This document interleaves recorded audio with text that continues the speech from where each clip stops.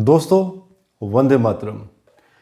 एक वक्त था जब मीडिया हाउसेस में पत्रकारिता के लिए जो सिलेक्शन प्रक्रिया होती थी बहुत टफ होती थी, जिसमें कि smartness, intellect, wisdom, general knowledge, देशभक्ति और आपका ज्ञान कितना है, डेप्थ कितनी है किसी टॉपिक के बारे में, और किसी भी डोमेन को किस तरह से, किस गहराई से आप अंडरस्टैंड करते हैं, ये सारी चीज़ें देखी जाती थी। लेकिन आज का जो मीडिया है, मैं सारे मीडिया की बात नहीं कर रहा हूँ, कुछ एक मीडिया और वेरी लिमिटेड, जिसमें कि जो सिलेक्शन प्रक्रिया होती है उसमें यह देखा जाता है कि आप कितने प्रोवोकेटिव हो सकते हो, कैसे आप लोगों को ज़्यादा से ज़्यादा लोगों को रिएक्ट करवा सकते हो, आपका एग्रेशन लेवल क्या है आपका, और आप कितना डिबेट में कितना गुस्सा दिखा सकते हो।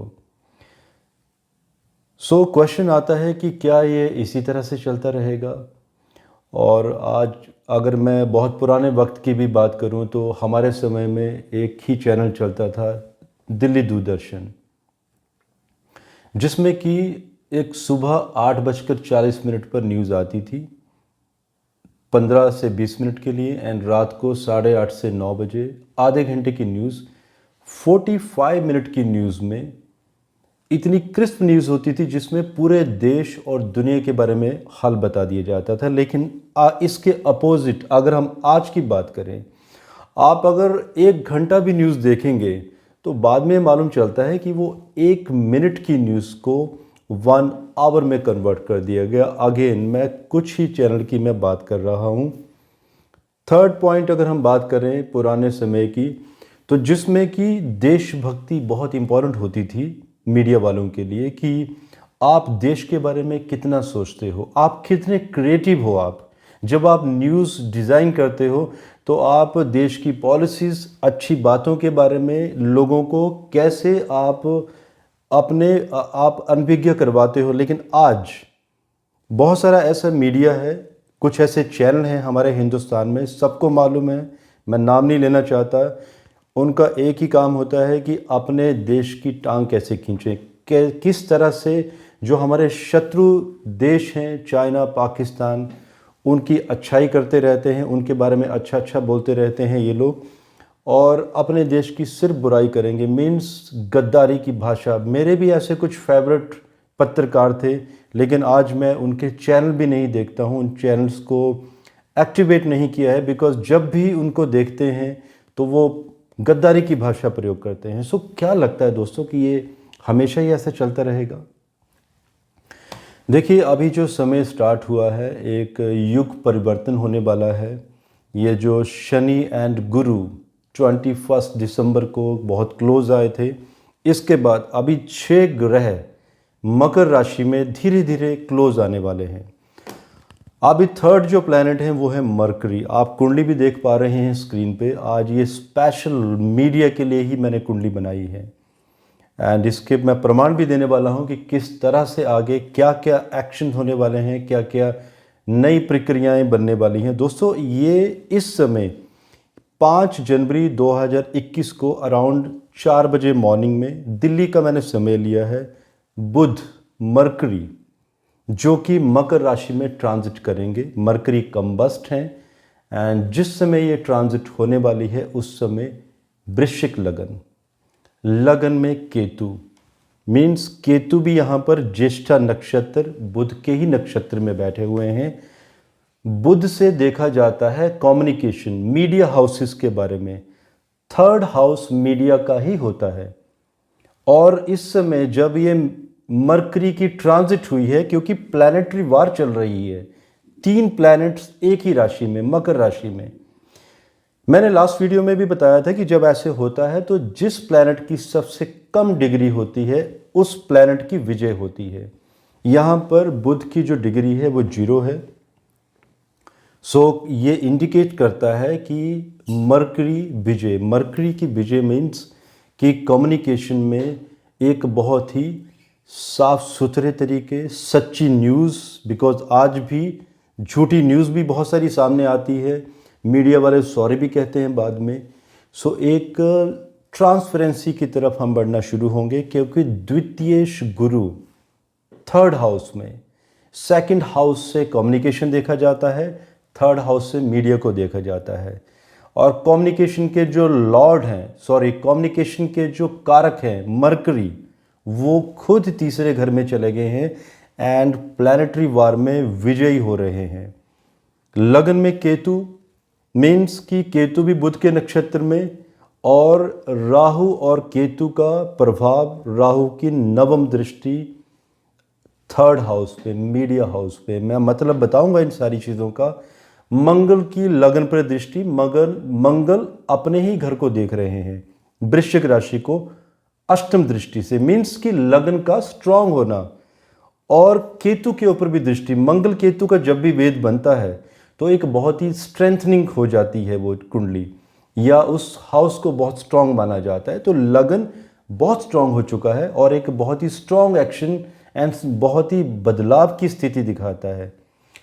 नवमांश कुंडली में भी आ जाते हैं, तो नवमांश कुंडली में सिंह लगन मीन्स कि 10वां जो घर है लगन कुंडली का, उसका लगन में आना, राहु का वहाँ पर प्रभावित करना लगन को, मीन्स 10वां घर है कार्य, व्यापार, कार्य क्षमता, करियर ऑफ मीडिया।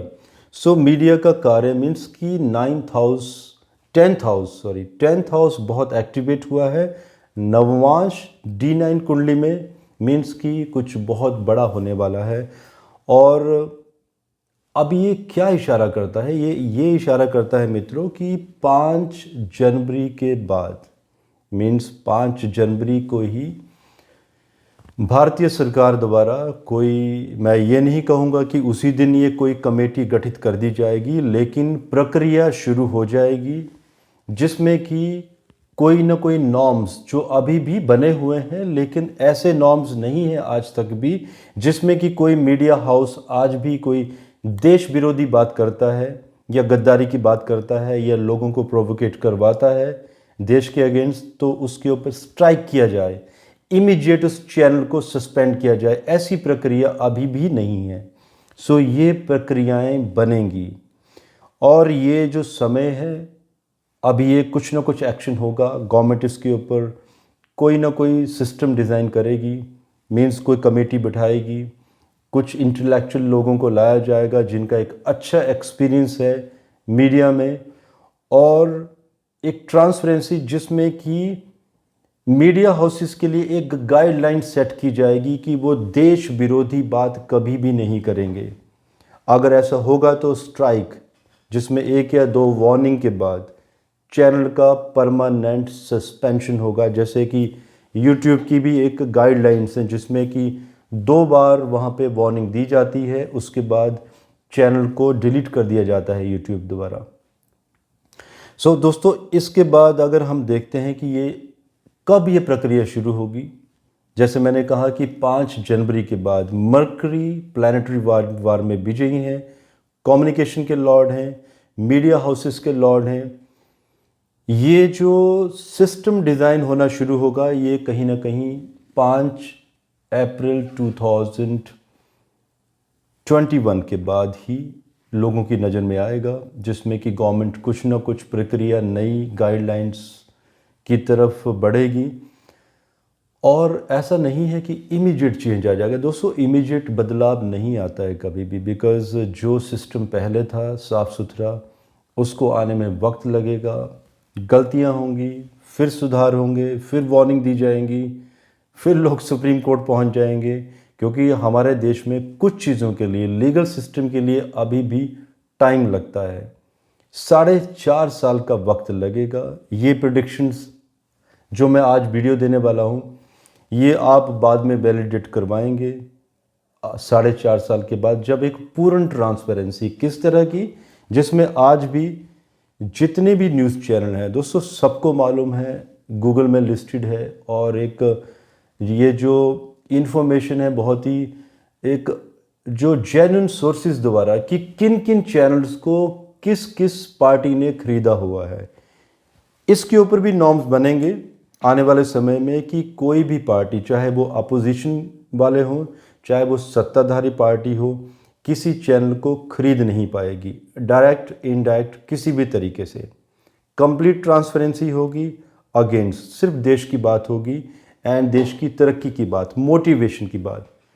सो दोस्तों, वक्त है, वक्त लगेगा एंड हमें इंतज़ार करना पड़ेगा। बिकॉज़ ये आज मैंने वीडियो भी इसलिए बनाया है बिकॉज़ आप लोगों के बहुत सारे क्वेश्चन थे कि कब ये चेंज आएगा। बिकॉज़ आप लोगों ने तो उन पत्रकारों के नाम भी दिए हैं कमेंट बॉक्स में, लेकिन मैं किसी का नाम नहीं ले सकता एंड बिकॉज़ मैं एस्ट्रोलॉजर हूँ, मुझे सिर्फ एस्ट्रोलॉजिकल कैलकुलेशन करनी है। तो दोस्तों, उन लोगों के ऊपर गाज गिरेगी, थोड़ा सा वक्त लगेगा एंड ये वीडियो मैंने बहुत पहले सोचा था बनाने के लिए, लेकिन मैंने सोचा था कि बेटर है कि पहले हम 5 जनवरी 2021 को आने देते हैं, उसके बाद ही इसके ऊपर देंगे। एंड यस, अभी कुछ और प्लैनेट्स भी मकर राशि में धीरे धीरे मूव करने वाले हैं।